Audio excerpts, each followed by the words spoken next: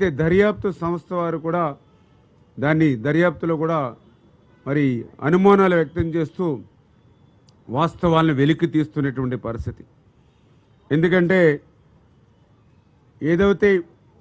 40-50 టన్నులు ఏదైతే ఒక్కొక్క పడవ దాని వెయిట్, అటువంటి బరువైనటువంటి పడవలు అంత వేగంగా ఆ రోజునటువంటి వరద ప్రవాహంలో కొట్టుకొచ్చి మరి పర్టికులర్గా ఏదైతే ప్రకాశం బ్యారేజీకి సంబంధించి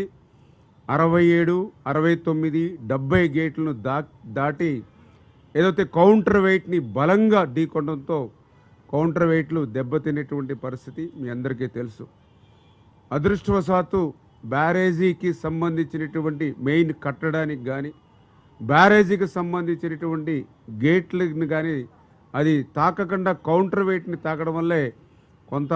నష్టం కానీ ఉపద్రవంగా కానీ లేకుండా అయినటువంటి పరిస్థితి. నిజంగా గేట్లను కానీ లేదా కట్టడాన్ని కానీ తాకుంటే మరి నిజంగా మళ్ళీ ఎంత నష్టపోయే వాళ్ళం 5-6 జిల్లాలు అనేటువంటి విషయాన్ని కూడా ఈ ప్రభుత్వం గుర్తుపెట్టుకుని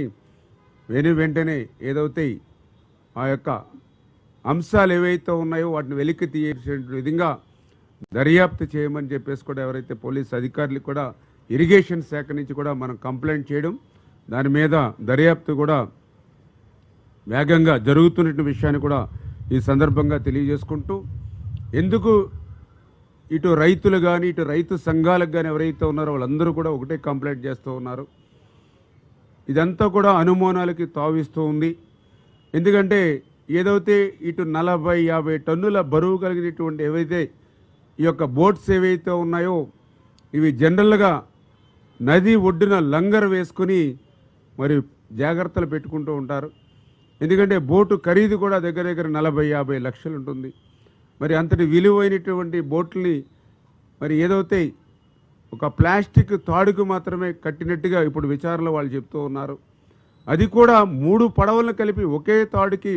మరి ప్లాస్టిక్ తాడుకి కట్టి ఉంచినట్టుగా మరి వాళ్ళు అక్కడ ఉన్నటువంటి దర్యాప్తు వారి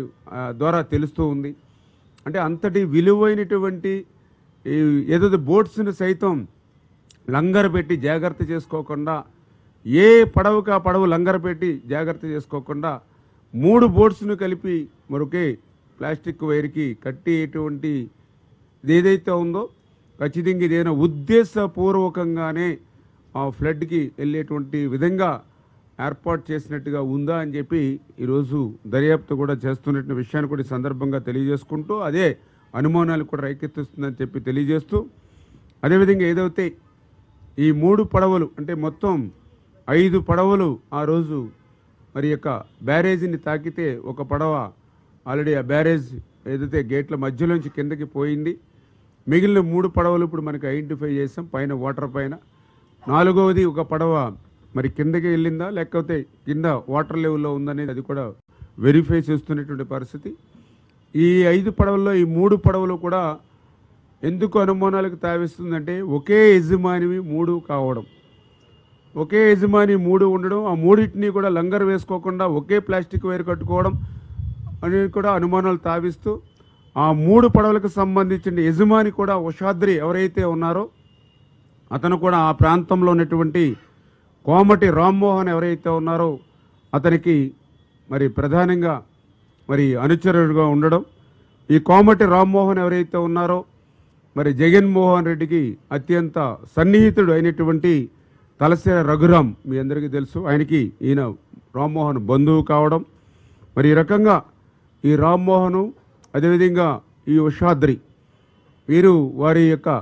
బంధుత్వాలను కానీ వైఎస్ఆర్సీపీ పార్టీలో చేస్తున్నటువంటి సేవలను కానీ వాళ్ళు చూసుకుని ఎవరైతే అక్కడ ఎక్స్-ఎంపీ నందిగం సురేష్ గారు ఎవరైతే ఉన్నారో మరి వారి కనుసన్నల్లో ఆ రోజు పెద్ద ఎత్తున ఏదైతే నది పరివాహక ప్రాంతంలో నదిలో అక్రమంగా, ఎందుకంటే డ్రెడ్జింగ్ చేసి ఇసుక తీయడం ఏదైతే నిషేధం ఉన్నప్పటికీ కూడా ఆ రోజునటువంటి ఈ యొక్క వైఎస్ఆర్సీపీ ప్రభుత్వం యొక్క అండదండలతో ఏదైతే ఇప్పుడు కొట్టుకొచ్చినటువంటి పడవల ద్వారానే ఆ రోజు అక్రమంగా డ్రెడ్జింగ్ చేసి ఇసుకను లూటీ చేసినటువంటి పరిస్థితి ఉందని, ఇప్పుడు ఆ పడవలకు కూడా ఏదైతే బోట్స్ కూడా ఆ వైఎస్ఆర్సీపీ కలర్ కూడా ఉండడం, ఆ రోజు ఏదైతే అక్రమ ఇసుక రవాణా కానీ డ్రెడ్జింగ్ చేసేటప్పుడు అధికారులకి, ఎందుకంటే ఇది అధికార పార్టీ వైఎస్ఆర్సీపీ పార్టీ అనేటువంటి విధంగా ఆ కలర్స్ను కూడా దానికి మ్యాచింగ్గా వేసుకున్నట్టుగా ఉన్నటువంటి పరిస్థితులు కానీ కూడా కనిపిస్తున్నటువంటి స్థితి. మరి ఈ రకంగా ఏవైతే 1 by 1 ఒక్కొక్కటి కూడా మరి 1 to 1 ఏదైతే ఆ వైఎస్ఆర్సీపీకి బాంధవ్యంగా ఉండడంతో దీని వెనకాల ఏదైనా కుట్ర ఉంది అనేటువంటి ఇది ఆలోచన ఈవేళ ఎవరైతే రైతులు కానీ రైతు సంఘాలు కూడా వ్యక్తపరిచినటువంటి స్థితిలో మరి ఆ కంప్లైంట్స్ ఇవ్వడం, దాని మీద దర్యాప్తు జరుగుతున్న విషయాన్ని కూడా మరొకసారి మీ ద్వారా అందరికీ కూడా తెలియజేసుకుంటూ, అదేవిధంగా ఏదైతే అక్కడ స్థానికులు కూడా హెచ్చరించారు, ఏదైతే మీరు ఇట్లా ప్లాస్టిక్ తాడి కట్టారు, ఇంత ఫ్లడ్ వస్తూ ఉంది, దీన్ని లంగర్ వేసి జాగ్రత్త చేసుకోమని చెప్పినా కూడా మరి వీళ్ళు నిర్లక్ష్యంగా ఉన్నారని అంటే వాళ్ళ మనసులో వేరొక భావన ఉందా అనేటువంటిది కూడా ఒకటి అనుమానం ఇవాళ దర్యాప్తు సంస్థ వారు కూడా తెలియజేస్తున్నటువంటి పరిస్థితి.